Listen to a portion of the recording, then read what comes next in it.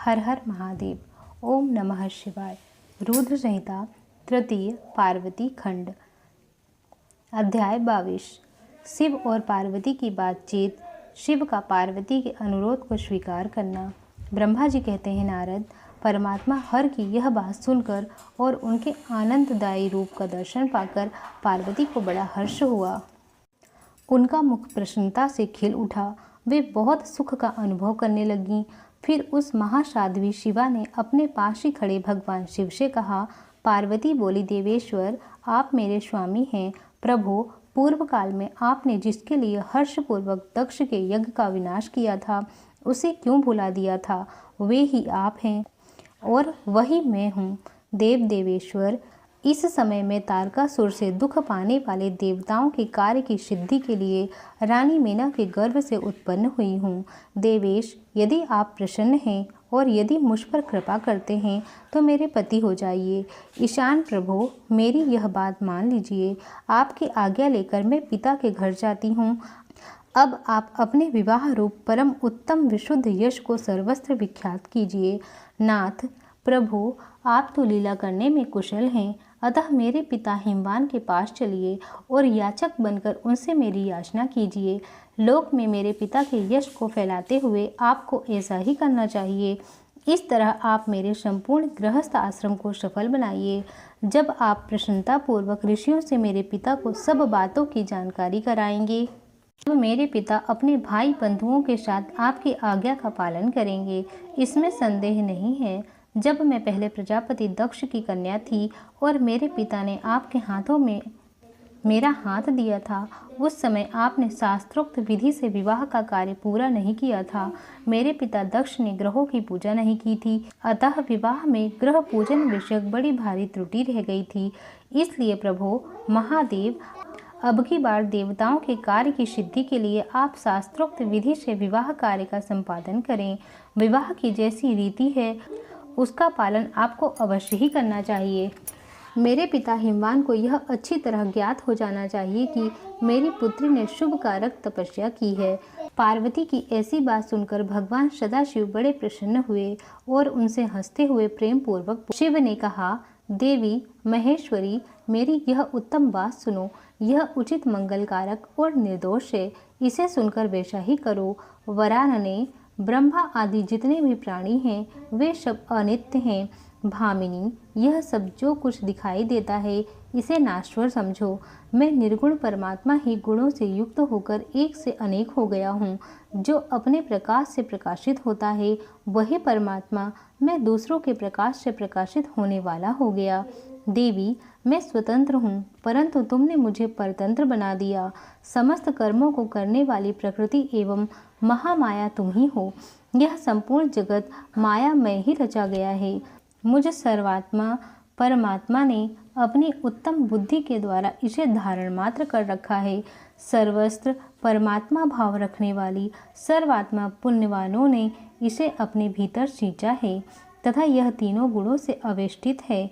देवी वरवर्णिनी, कौन मुख्य ग्रह है, कौन से ऋतु समूह हैं अथवा कौन दूसरे दूसरे उपग्रह हैं? इस समय तुमने शिव के लिए क्या कहा है, किस कर्तव्य का विधान किया है? गुण और कार्य के भेद से हम दोनों ने इस जगत में भक्त वत्सलता के कारण भक्तों को सुख देने हेतु अवतार ग्रहण किया है। तुम्ही रजा सत्व तजोमयी त्रिगुणात्मिका सूक्ष्म प्रकृति हो, सदा व्यापार कुशल सगुणा और निर्गुणा भी हो। सुमध्य में मैं यहाँ संपूर्ण भूतों का आत्मा निर्विकार एवं निरीह हूँ। भक्त की इच्छा से मैंने शरीर धारण किया है। शैलजे, मैं तुम्हारे पिता हिमालय के पास नहीं जा सकता तथा भिक्षुक होकर किसी तरह तुम्हारी उनसे याचना भी नहीं कर सकता।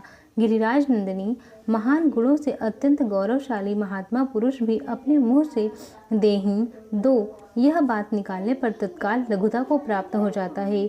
कल्याणी, ऐसा जानकर हमारे लिए क्या कहती हो? भद्रे, तुम्हारी आज्ञा से मुझे सब कुछ करना है, अतः जैसी तुम्हारी इच्छा हो वैसा करो। महादेव जी के ऐसा कहने पर सती साध्वी कमल लोचना महादेवी शिवा ने उन भगवान शंकर को बारंबार भक्ति भाव से प्रणाम करके कहा। पार्वती बोली, नाथ, आप आत्मा हैं और मैं प्रकृति, इस विषय में विचार करने की कोई बात नहीं है। हम दोनों स्वतंत्र और निर्गुण होते हुए भी भक्तों के अधीन होने के कारण सगुण हो जाते हैं। शंभु प्रभु, आपको प्रयत्नपूर्वक मेरी प्रार्थना के अनुसार कार्य करना चाहिए। शंकर, आप मेरे लिए याचना करें और हिमवान को दाता बनने का सौभाग्य प्रदान करें। महेश्वर, मैं सदा आपकी भक्ता हूँ, अतः मुझ पर कृपा कीजिए। नाथ, सदा जन्म जन्म में मैं ही आपकी पत्नी होती रही हूँ। आप परम ब्रह्म परमात्मा हैं, निर्गुण हैं, प्रकृति से परे हैं, निर्विकार, निरीह एवं स्वतंत्र परमेश्वर हैं। तथापि भक्तों के उद्धार में संलग्न होकर यह सगुण हो जाते हैं, स्व आत्मराम होकर भी लीला विहारी बन जाते हैं, क्योंकि आप नाना प्रकार की लीलाएं करने में कुशल हैं। महादेव, महेश्वर, मैं सब प्रकार से आपको जानती हूँ, सर्वज्ञ। अब बहुत कहने से क्या लाभ, मुझ पर दया कीजिए। नाथ, महान अद्भुत लीला करके लोक में अपने श्रेयस का विस्तार कीजिए, जिसे गा गा कर लोग अनायास ही भवसागर से पार हो जाएं। ब्रह्मा जी कहते हैं, नारद, ऐसा कहकर गिरिजा ने महेश्वर को बारंबार प्रणाम किया और मस्तक झुकाकर हाथ जोड़कर वे चुप हो गईं।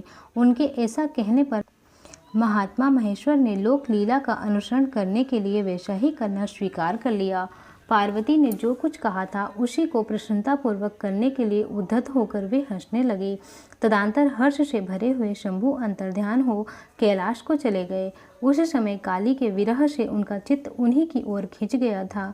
कैलाश पर जाकर परम आनंद में निमग्न हुए महेश्वर ने अपने नंदी आदि गणों से वह सारा वृतांत कह सुनाया। वे भैरव आदि सभी गण भी वह शुभ समाचार सुनकर अत्यंत सुखी हो गए और महान उत्सव करने लगे। नारद, उस समय वहाँ महान मंगल होने लगा, सबके दुख नष्ट हो गए तथा रुद्रदेव को भी पूर्ण आनंद प्राप्त हुआ। बोलो महादेव की जय। नमः पार्वती पते हर हर हर महादेव। अगले अध्याय में हम पढ़ेंगे पार्वती जी का पिता के घर में सत्कार, महादेव जी की नट लीला का चमत्कार, उनका मीना आदि से पार्वती को मांगना और माता पिता के इनकार करने पर उनका अंतर्ध्यान हो जाना।